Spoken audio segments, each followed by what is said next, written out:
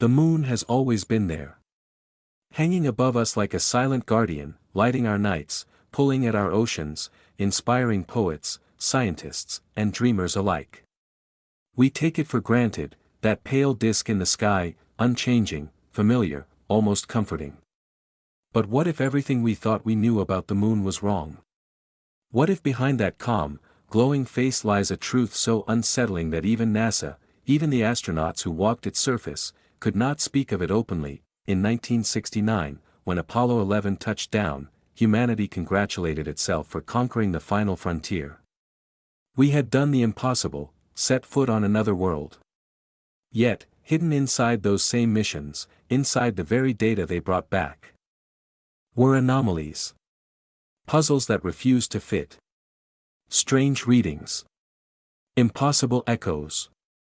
Moments when the moon itself seemed less like a natural world and more like a constructed object. On November 20, 1969, after Apollo 12 completed its mission, NASA deliberately crashed the ascent stage of the lunar module into the surface.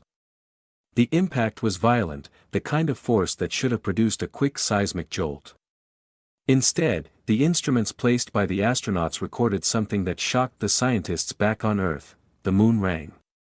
Not for a few seconds. Not for a few minutes. But for almost an hour. It reverberated like a struck bell, as if hollow inside. This was not the only time. Again and again, when stages of Saturn rockets and modules slammed into the surface, the seismic record repeated the same story, vibrations echoing far longer than expected. Rock is not supposed to behave this way. Unless, of course, it is not solid rock at all. From that moment forward, whispers began. Soviet scientists in the 1970s openly suggested what others only dared to think: perhaps the moon was not a natural satellite at all, but a colossal hollow construct, an ancient machine placed deliberately in Earth's orbit. A cosmic artifact. An alien spacecraft. And yet, even as these theories spread, NASA stayed silent. Officially, the ringing was simply a matter of geology.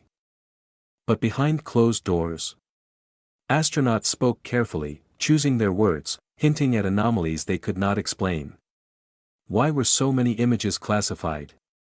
Why did astronauts describe a sense of being observed, even when standing alone under a black sky deeper than anything on Earth?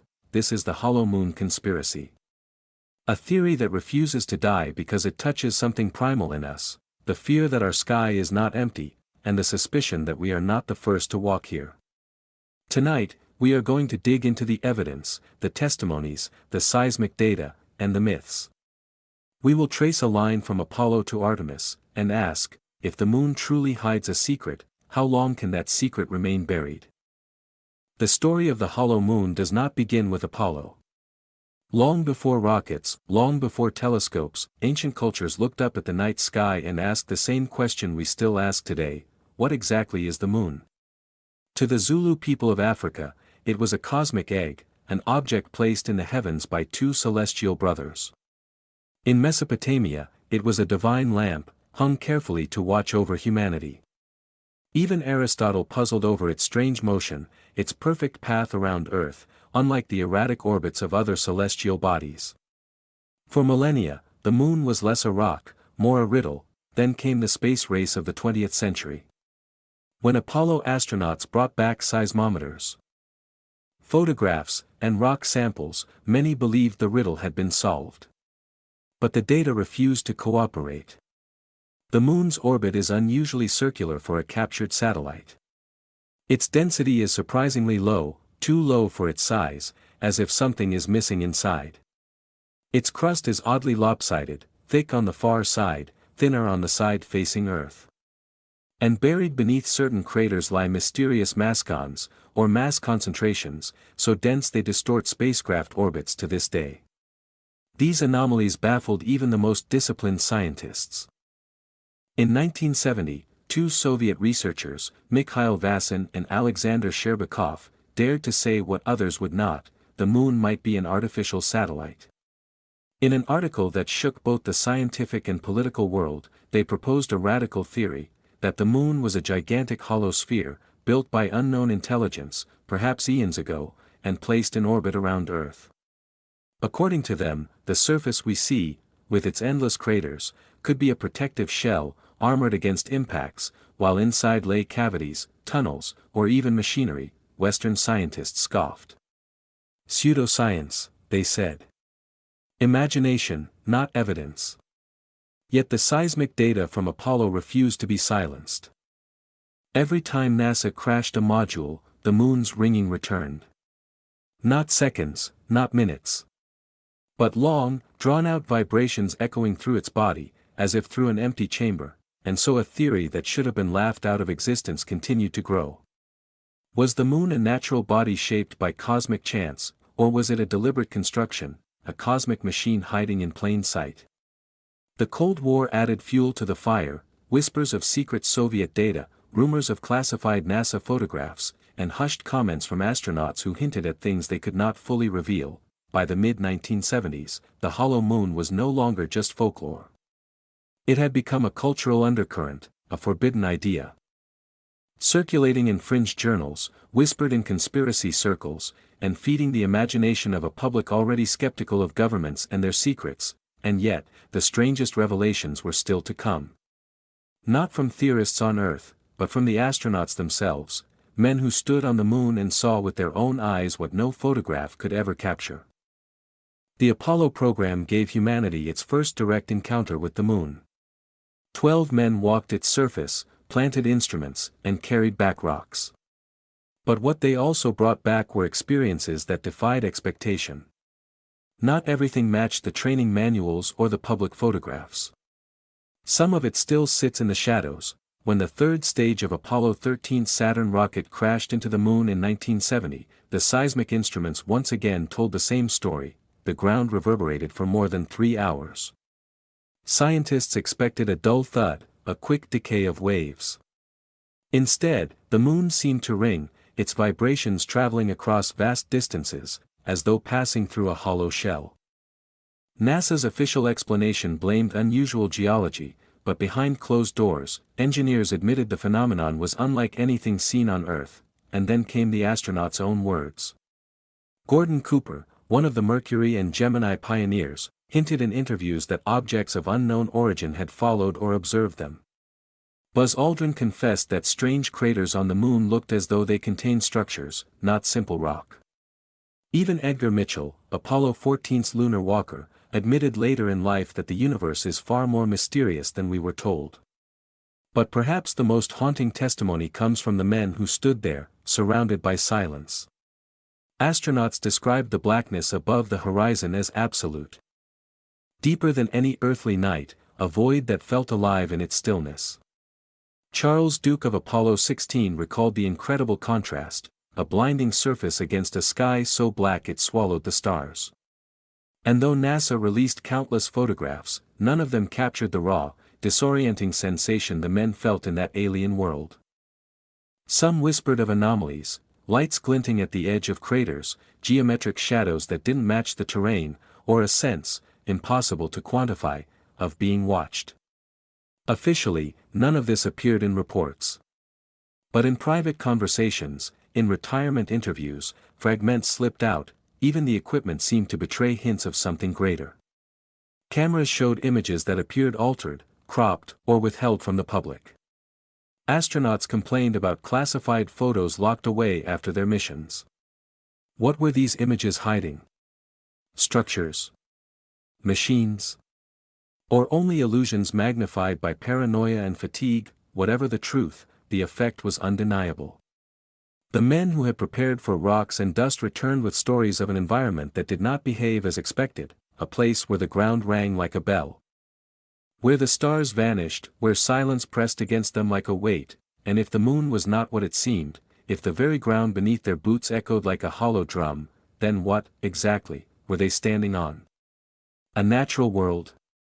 Or the shell of something constructed, ancient, and waiting? For the astronauts, the moon was not just a destination. It was an experience that lingered long after their suits were hung up and their missions completed. The world celebrated them as heroes, yet few understood the silence in their eyes, the weight in their voices when they spoke of what they had seen, and what they chose not to say, Charles Duke once admitted that the contrast of light and shadow on the moon felt almost spiritual.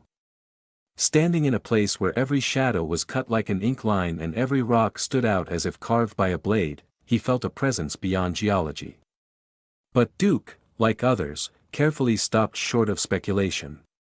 Perhaps he feared ridicule. Perhaps he feared breaking the unspoken pact of silence that hovered over the Apollo veterans. Neil Armstrong, the first man to set foot on the lunar surface, retreated from public life almost entirely. He rarely gave interviews, and when he did, his words were cloaked in caution. At a White House event years later, Armstrong said cryptically, "There are great ideas undiscovered, breakthroughs available to those who can remove one of truth's protective layers." Many listeners dismissed it as poetic metaphor. Others wondered, was he hinting at something he had seen? Something shielded from the public eye. Buzz Aldrin spoke more freely in later years. He told audiences about strange monoliths on Mars's moon Phobos and admitted, without hesitation, that humanity was not alone in the universe. But even he, when pressed about Apollo, shifted uncomfortably, as if there were lines he dared not cross. Behind the heroics, there was unease. The silence of the lunar surface was not comforting but oppressive, so total that when astronauts switched off their radios, they described it as bone-deep emptiness. Some compared it to standing inside a vacuum chamber, others to being watched from the other side of a glass wall. It was alien in the truest sense, a world that felt not simply foreign, but indifferent to their existence. In private conversations, a few admitted that they sometimes felt like intruders, as though the moon was not a barren wasteland, but a place designed for something else, long before human boots touched its dust. And yet, bound by duty and pride, they returned home and spoke only of geology, engineering, and triumph. This silence has become its own mystery. Why did so many astronauts, men trained to document every detail, choose restraint when describing their most profound experiences? Were they protecting national secrets? Or were they protecting us from a truth humanity was not yet ready to face, and so their silence became a riddle of its own? A silence that still echoes, louder than the seismic ringing of the moon itself. But in that silence lies a question: what exactly did they see, and why do they hesitate to tell us? The Apollo missions ended half a century ago, yet their shadows still stretch across our time. What those 12 men carried home was more than rocks and dust. It was a legacy of questions, questions we still have not answered. And as the decades pass, the urgency grows sharper, because the voices of the moonwalkers are fading, one by one. Charles Duke, Buzz Aldrin, Harrison Schmitt, they speak now as elder witnesses, guardians of a memory that will soon live only in books and archives. They remind us that Apollo was not just about planting a flag or proving a point in the Cold War. It was about something deeper, testing the boundaries of what humanity could endure, and confronting the strangeness of a world not built for us.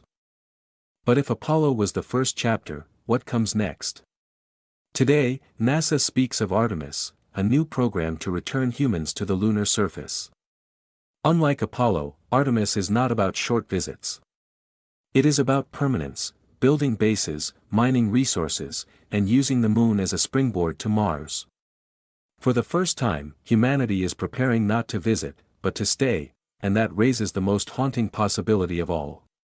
If the hollow moon theory holds even a fragment of truth, if beneath that surface lies something ancient, something designed, then Artemis may be the program that uncovers it. We may not be preparing for a second era of exploration. We may be preparing for a first contact we never expected. Imagine it: astronauts stepping into deep craters, drilling through layers untouched for billions of years, only to find metals that do not belong, or structures carved with precision no geology could produce. Would the world be told? Or would it be hidden, as so many suspect Apollo's anomalies were hidden before? And then there is Mars. To reach the red planet, humanity must first master the moon. But what if the moon itself is not a stepping stone, but a gatekeeper? What if Artemis is not simply our path forward, but the key to unlocking a story written in the night sky long before us? The legacy of Apollo is clear: courage, sacrifice, triumph. The legacy of Artemis is still unwritten. But woven into its promise is a warning: the moon may not be what it seems, and in seeking to conquer it, we may uncover truths that change our place in the universe forever, because if Apollo was the prologue, and Artemis the next act, then what waits beyond may not be another world at all, but the revelation of what the moon truly is. Picture the moon not as a silent stone, but as a mechanism. A colossal artifact adrift in orbit, its surface scarred by eons of impacts yet concealing secrets within.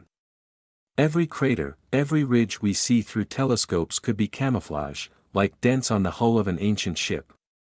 To the naked eye, it is dust and rock. But to those who dare to imagine, it is a shell. Some theorists believe the moon is a machine, a vast engine designed to regulate Earth. Its presence stabilizes our planet's tilt, preventing wild swings in climate. Without it, life as we know it might never have evolved. Could that be coincidence? Or could it be design? Was the moon placed here deliberately, to keep Earth habitable? To prepare it for intelligent life? Others envision it as an observatory. An eye in the sky, stationed to watch over us. Inside its hollow chambers, sensors and instruments may lie dormant, recording our progress. Every war, every leap in technology, every whisper of civilization, monitored by a silent guardian orbiting above. And if that's true, then the ringing of Apollo's seismic crashes wasn't geology at all. It was the heartbeat of a machine, stirred awake by our intrusion. The most unsettling theory, however, is that the moon is a warden. Not a gift, not a guardian, but a cage. A construct placed to watch, to limit, to ensure that humanity remains under observation. In this view, the moon is not our companion, but our keeper. Its locked rotation, always showing us the same face, becomes less a quirk of physics and more a deliberate design. One side illuminated, one side hidden, a constant reminder that half its truth remains out of sight. Imagine astronauts drilling beneath its surface and striking not stone, but alloy. Imagine radio signals echoing from within, faint pulses like the hum of a sleeping machine. Imagine realizing that for all of human history, we have lived not beside a natural neighbor, but beneath the shadow of a construct older than civilization itself. These are not comfortable ideas. They stir unease, even fear. But the seismic echoes, the anomalies in orbit, the whispered testimonies of astronauts, they linger, unresolved. And as Artemis prepares to return us to the surface, the question grows louder: if the moon is a machine, an observatory, or a warden, then whose design does it follow? And what will happen when humanity finally uncovers its true purpose? Because if the moon is more than stone, then the moment we touch its secrets, we may trigger something meant to stay silent. And the world may never look at the night sky the same way again. And so we return to the question that has haunted scientists, storytellers, and skywatchers alike: what is the moon? Is it a dead rock, a random child of cosmic chance, born from a primordial impact billions of years ago? Or is it something far stranger, a construct, a hollow shell, an ancient machine set in place by hands not our own? For 50 years, the Apollo missions gave us glimpses but never answers. The astronauts who walked there spoke of silence deeper than death, shadows sharper than knives, and a black sky that felt alive. They hinted at anomalies, confessed to experiences they could not put into words, and carried those secrets into old age. Their silence is almost gone now, fading with each passing year, leaving behind only fragments and questions. Now a new generation stands at the threshold. Artemis prepares to return boots to the lunar surface, this time not for hours but for months, perhaps years. They will dig deeper, scan further, and probe places Apollo never reached. And if the hollow moon theory carries even a shred of truth, then the next decade may bring a revelation that shatters everything we thought we knew about our place in the universe. But here lies the uncertainty. If secrets were buried once, will they be buried again? If Apollo's anomalies were dismissed, will Artemis be any different? Or will the real story remain sealed away, hidden behind classified walls, drip-fed to the public only when convenient? So, we are left staring up at the night sky, asking the same question that has lingered since the first whispers of conspiracy: is the moon a companion? Or a construct? A guardian? Or a warden? A natural wonder? Or the greatest illusion humanity has ever lived beneath? The answers may come soon. Or they may never come at all. But one truth is certain: the moon is not done with us. It waits, silent and patient, watching as we prepare to return. So what do you believe?